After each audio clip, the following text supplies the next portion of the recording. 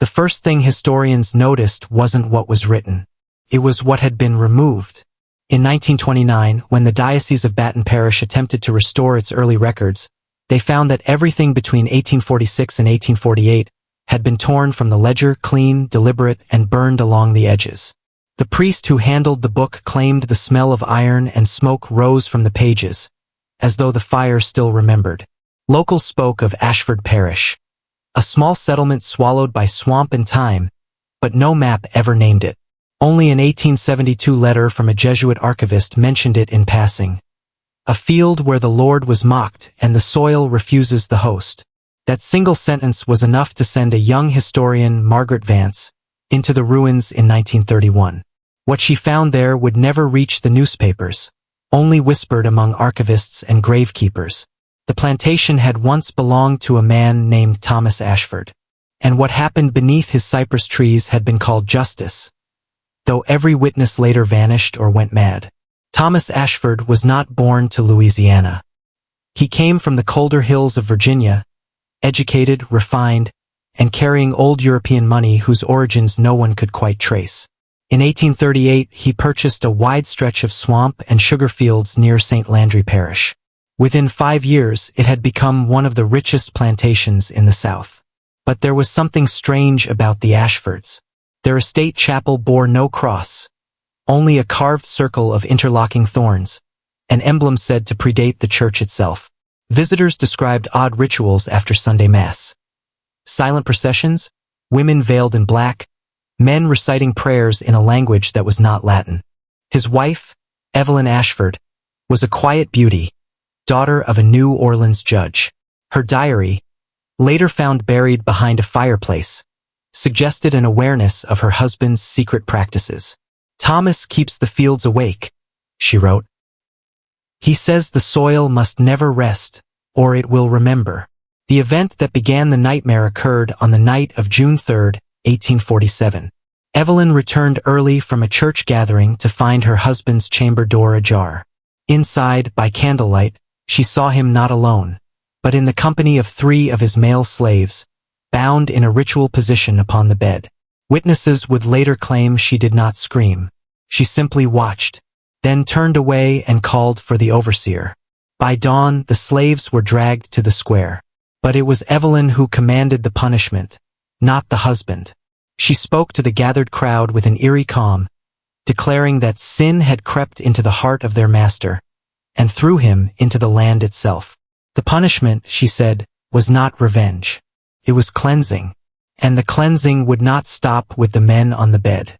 That evening, every resident of Ashford Parish, slave and free, black and white, was ordered to the edge of the field.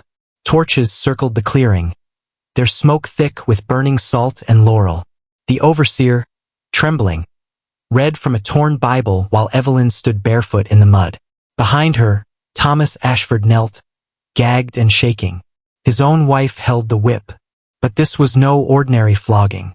With each strike, Evelyn recited phrases no one recognized, harsh consonants that bent the air. And with each repetition, the ground beneath their feet shuddered, soft as breath. By the 10th strike, blood had pooled around Thomas's knees. By the 30th, something darker, black and shimmering, rose through the soil. The witnesses screamed, but Evelyn did not stop. She whispered, "Let the field see. Let it remember." After that night, the plantation changed. Workers refused to approach the western fields, claiming the earth there breathed. The slaves spoke of hearing their names whispered by unseen mouths. A midwife named Hester later testified in a northern abolitionist journal that the Ashfords made the slaves dig a pit behind the stables, pouring animal blood into it every Sabbath. "They said it was to keep the harvest strong," she wrote. But the blood never sank. It stayed on the surface, shining like oil. Children began disappearing. The overseer's daughter was found wandering naked near the pit, her mouth filled with soil. When questioned, she said, "Mrs. Ashford told me to listen. The ground wants to sing." Word reached Reverend Cole, the parish priest, but he refused to intervene. His own sermons had grown erratic, more about obedience and less about salvation. His final sermon, transcribed from memory by a parishioner, ended with a chilling phrase. The Lord's hunger is older than mercy.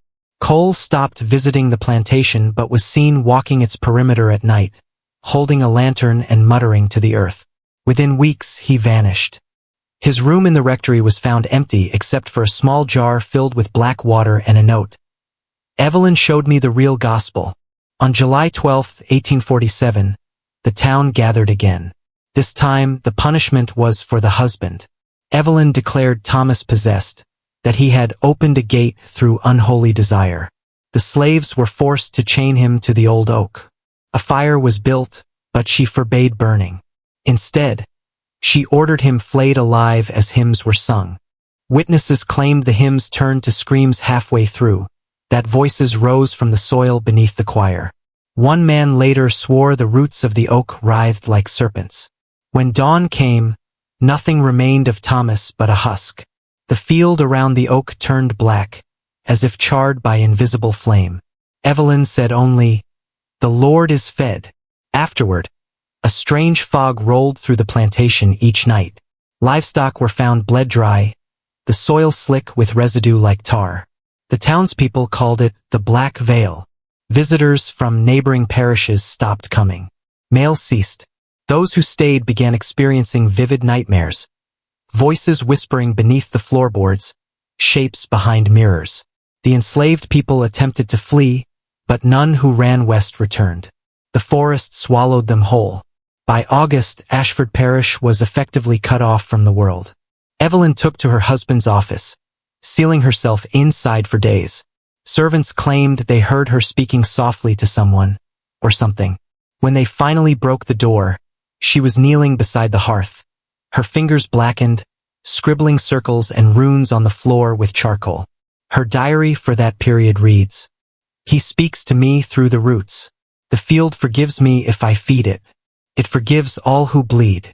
By autumn, half the plantation's population had vanished. Evelyn began referring to them as offerings. "The field," she wrote, "sleeps lighter now."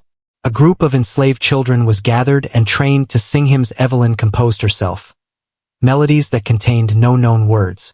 They sang at dawn and dusk, always facing the black field. A visitor in 1848 described the sound as the moaning of the earth set to rhythm. The children's eyes appeared clouded, as if covered with ash. When one child tried to run, he was found the next morning with his mouth sewn shut, seated at the piano in the drawing room. Evelyn was seen at sunrise whispering into his ear, "The field listens better now." That winter, a fire consumed the town's small chapel. No one saw who started it, but witnesses saw Evelyn walking from the flames, carrying the church bell rope. The fire spread only to the crossroads leading to the plantation, now impassable. Survivors called it the fire line. No one crossed it again. Years later, travelers spoke of a bell ringing deep in the swamp on windless nights. Always three tolls, always followed by silence. In 1852, abolitionist correspondences began mentioning the cursed sugar fields of Ashford Parish. One letter described an estate ruled by a mad widow who believes herself God's voice.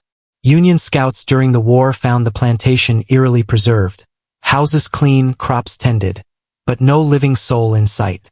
One diary noted, "We found plates at the table still warm, voices in the next room, no one there." By the war's end, Ashford Parish had vanished from census and map alike. It was as if the land itself had swallowed its name. In 1865, decades after the event, a skeleton in priest's robes was found miles from the old parish. The skull bore a carved circle of thorns. Pinned to the chest was a note written in Latin and blood. "The field is the church now."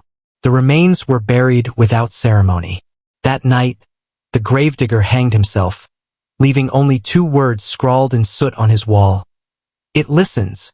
In 1881, developers attempting to clear the old estate discovered a sealed well beneath the foundation of the Ashford home. Inside were bones, hundreds, arranged in concentric rings. Among them, a small journal wrapped in human skin. Evelyn's handwriting. Her final entry, "Thomas was not the first." The field has been fed for generations. We only tended it. Soon, I too will sleep in its roots, and it will dream of mercy again. The Civil War passed, and the Reconstruction years followed, but Ashford Parish never reappeared. Travelers claimed the swamp where it once stood remained unnaturally dry, cracked like skin. Locals avoided it, saying compasses spun wild near its center. Railroad surveys rerouted miles around it. The government declared the land uninhabitable, yet fires were seen at night, flickering low and blue. In the early 1900s, a religious charity purchased the land and built an orphanage called St. Mercy's Home for Boys.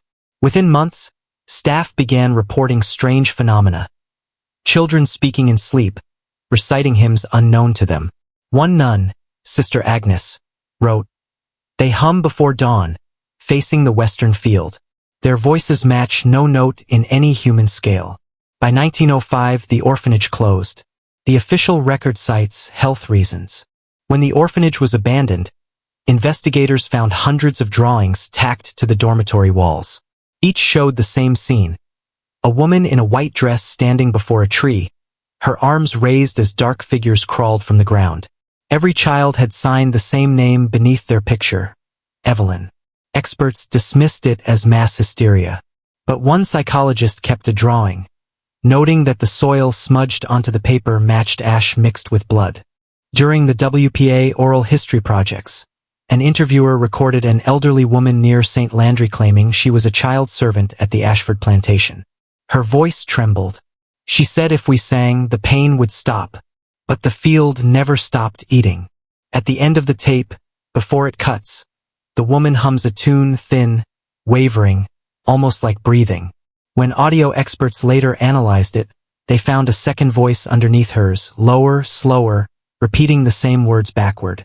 In 1939, a small archaeological team unearthed artifacts near the supposed Ashford site.